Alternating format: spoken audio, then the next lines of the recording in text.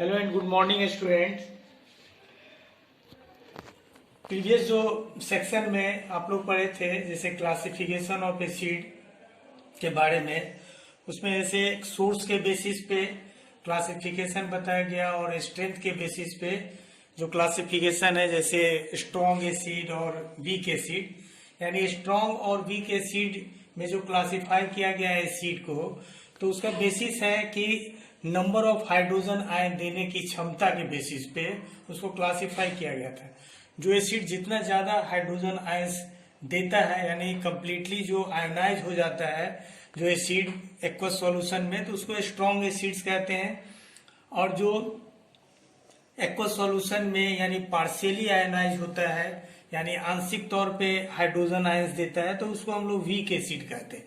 तो वो स्ट्रेंथ के बेसिस पे बताया गया आपको क्लासिफिकेशन स्ट्रॉन्ग और वीक। इस सेक्शन में आप लोग जानेंगे क्लासिफिकेशन ऑफ एसिड्स को, उसके बेसिस ऑफ कंसंट्रेशन के बेसिस पे उसको क्लासिफाई किया गया है। तो बाय द टर्म कंसंट्रेशन, अब देखिए कंसंट्रेशन का यहाँ पे क्या मतलब निकलता है।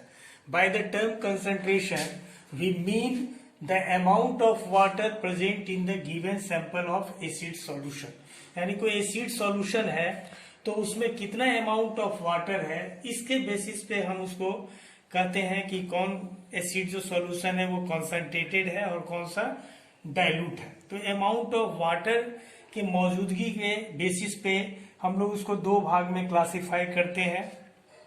पहला है आपको कॉन्सेंट्रेटेड एसिड। तो कॉन्सेंट्रेटेड एसिड में देखिए जो डिफिनीशन है आपका, the sample of N acid which contains very small or no amount of water is called a concentrated acid। यानी concentrated acid वो एसिड होता है जो आपको बहुत कम या नो अमाउंट ऑफ वाटर या वाटर नहीं भी हो सकता है, तो ऐसे एसिड्स को हम लोग क्या कर सकते हैं, concentrated acid। the sample of an acid which contains very small or no amount of water is called a concentrated। या ऐसे भी इसको हम लोग डिफाइन कर सकते हैं कि the sample of an acid which relatively contains a small amount of water, तो वो हो गया आपका concentrated acid। दूसरा है आपका dilute acid। जैसे dilute acid which is acid is that in which the concentration of the water mixed in acid is higher than the concentration of the acid itself। यानी डाइल्यूट एसिड वो acid है जिसमें आपका water का जो concentration है वो acid के कंसेंट्रेशन से ज्यादा होगा। It means the acid which contain relatively more amount of water in its aqueous solution is called dilute acid. यानी पानी का मात्रा अगर ज्यादा होगा एसिड में तो वो क्या होगा, डाइल्यूट एसिड होगा। जैसे कि एग्जांपल के तौर पे हम इसको समझ सकते हैं, जैसे 5% सल्फ्यूरिक एसिड जो है ये इसको हम लोग डाइल्यूट एसिड कहेंगे, क्योंकि इसमें देखिए आपको जैसे 5% अगर आपका एसिड है तो 95% आपका क्या होगा, वाटर होगा। तो ये बहुत ज्यादा डाइल्यूट हो गया। तो डाइल्यूट और कंसंट्रेटेड जो टर्म है ये आपका रिलेटिव टर्म है, यानी हम इसको रिलेट कर सकते हैं कि कौन सा एसिड जो है कॉन्सेंट्रेटेड है और कौन सा डाइल्यूट है। तो वाटर के मौजूदगी के बेसिस पे, यानी कितना अमाउंट ऑफ वाटर मौजूद है उस बेसिस पे हम इसको क्लासिफाई कर सकते हैं। कोई दो एसिड है, जैसे डाइल्यूट एसिड में भी आपको कोई बहुत ज्यादा डाइल्यूट हो सकता है, कोई कम डाइल्यूट होगा। तो इसका मतलब है कि जो ज्यादा डाइल्यूट है इसका मतलब है कि उसमें पानी का जो वाटर क्वांटिटी है वो ज्यादा है। तो एक चीज आपको और इसमें नोट करना है कि जैसे concentrated acid may not necessarily B a strong acid. जरूरी नहीं है कि जो कॉन्सेंट्रेटेड एसिड हो वो हमेशा आपको स्ट्रॉन्ग एसिड ही हो। स्ट्रॉन्ग और आपका जो वीक है इसमें जो क्लासिफाई करने का जो तरीका है वो आपको हाइड्रोजन आयंस देने की क्षमता पे है। तो यहाँ पे उसको सेम नहीं समझ लेना है, यानी जो कॉन्सेंट्रेटेड एसिड है वो जरूरी नहीं है कि वो स्ट्रॉन्ग एसिड ही होगा, और जो डाइल्यूट एसिड है वो भी जरूरी नहीं है कि आपको, ये नेसेसरी नहीं है कि वो आपको वीक ही एसिड होगा। यानी जैसे अगर हम कॉन्सेंट्रेटेड एसिड है कोई और उसमें अगर हम लोग पानी मिलाते हैं तो उसका जो एक्शन है उसको हम लोग कम करते हैं। यानी जब हम कॉन्सेंट्रेटेड एसिड है जिसमें मान लीजिए कि आपको पानी कम है और उसमें हम वाटर मिलाते हैं डाइल्यूट करते हैं तो जो पर यूनिट वॉल्यूम में हाइड्रोजन आयन का जो कंसंट्रेशन होगा वो आपको डिक्रीज करेगा। लेकिन फिर भी उसको अगर डाइल्यूट भी हम कर रहे हैं तो फिर भी वो आपको क्या है, कंसंट्रेटेड मतलब स्ट्रॉन्ग एसिड ही कहलाएगा। और अगर कोई स्ट्रॉन्ग एसिड्स है, आपको पानी का मात्रा कम है और एसिड ज्यादा है तो वो आपको कंसंट्रेटेड एसिड कहलाएगा। तो कोई वीक एसिड भी आपको कंसंट्रेटेड और डाइल्यूट होता है, और जो स्ट्रॉन्ग एसिड्स है वो भी आपको कंसंट्रेटेड और डाइल्यूट हो सकता है। ये आपको डिपेंड करता है अमाउंट ऑफ वाटर। तो जैसे बताया कि कंसंट्रेटेड जो एसिड है ये जरूरी नहीं है कि आपका वो स्ट्रॉन्ग एसिड होगा, जबकि डाइल्यूट एसिड ये जरूरी नहीं है कि आपका वो वीक ही एसिड होगा। जो स्ट्रॉन्ग एसिड है वो strong acid will remain strong. एक स्ट्रॉन्ग एसिड वो स्ट्रॉन्ग ही रहता है even if it is diluted. अगर उसको हम डाइल्यूट भी करते हैं तो वो स्ट्रॉन्ग से वीक एसिड नहीं हो जाएगा, वो स्ट्रॉन्ग एसिड ही कहलाएगा, because it produces a large concentration of hydronium ion. इसीलिए उसको हम लोग कहेंगे आपको स्ट्रॉन्ग एसिड्स, क्योंकि वो लार्ज ज्यादा अमाउंट में क्या देता है, हाइड्रोजन आयंस एक्वस सॉल्यूशन में देगा। तो इसीलिए डाइल्यूट करना एक अलग चीज हुआ, और मतलब स्ट्रॉन्ग और वीक जो है वो एक अलग पैरामीटर है क्लासिफिकेशन करने का।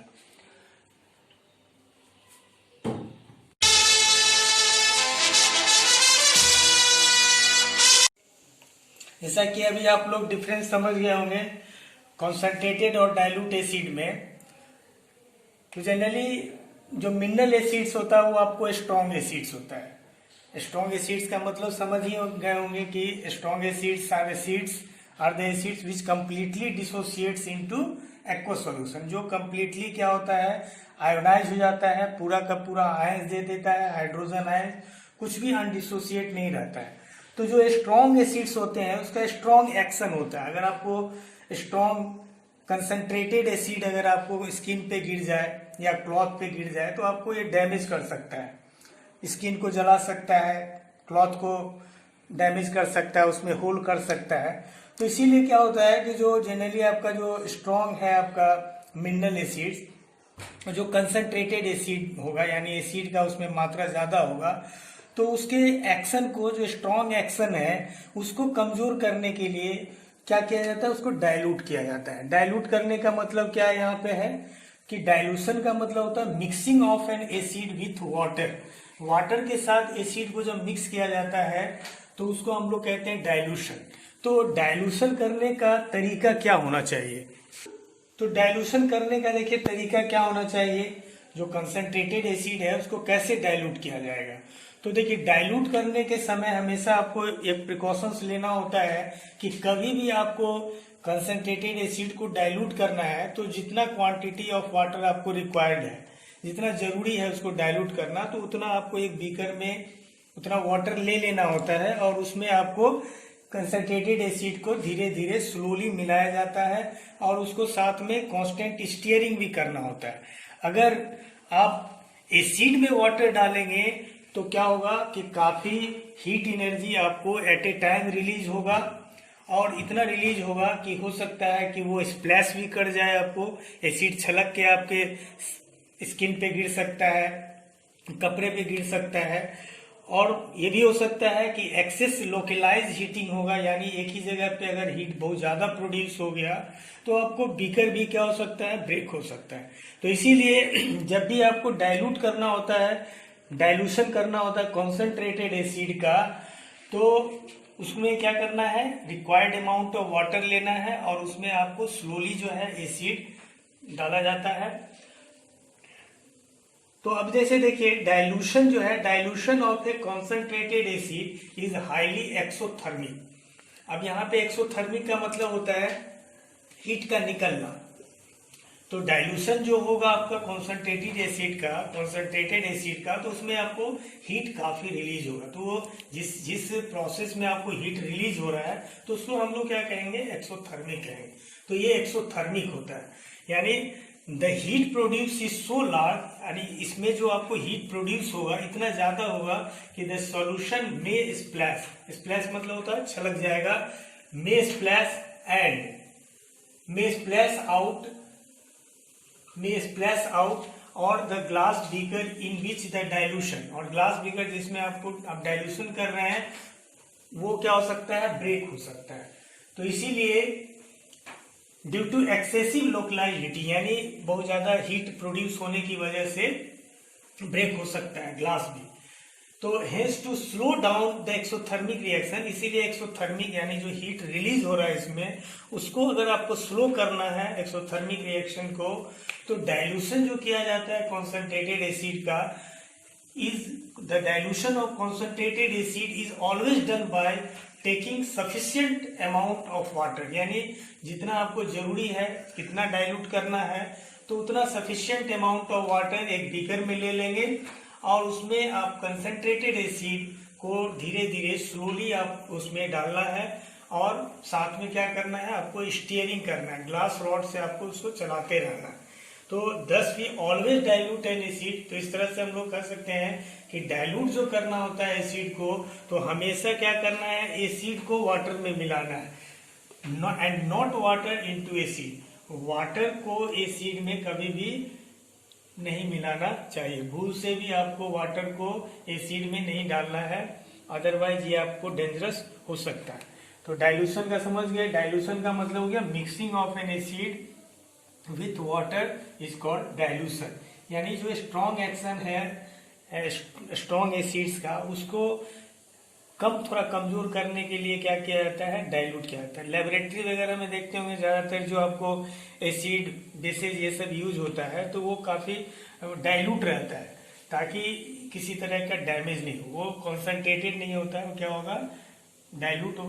बच्चों लोगों को एक्सपेरिमेंट करने के लिए दिया जाता है, उसमें आपको डाइल्यूट एसिड होता है, यानी कि उसमें पानी का मात्रा क्या है, बढ़ा करके ज्यादा रहता है, पानी का मात्रा क्या होता है, ज्यादा होता है, तो वो क्या हो गया, डाइल्यूट हो गया। तो इस तरह से आज जो है आपका टॉपिक यहीं पे लास्ट हो गया, ये क्लासिफिकेशन का एसिड का, जो 3 बेसिस बता दिए थे, 2 पहले बताए और आज एक आप बता दिया गया। नेक्स्ट जो क्लास होगा उसमें आपको इंडिकेटर्स के बारे में बताया जाएगा। Till then bye.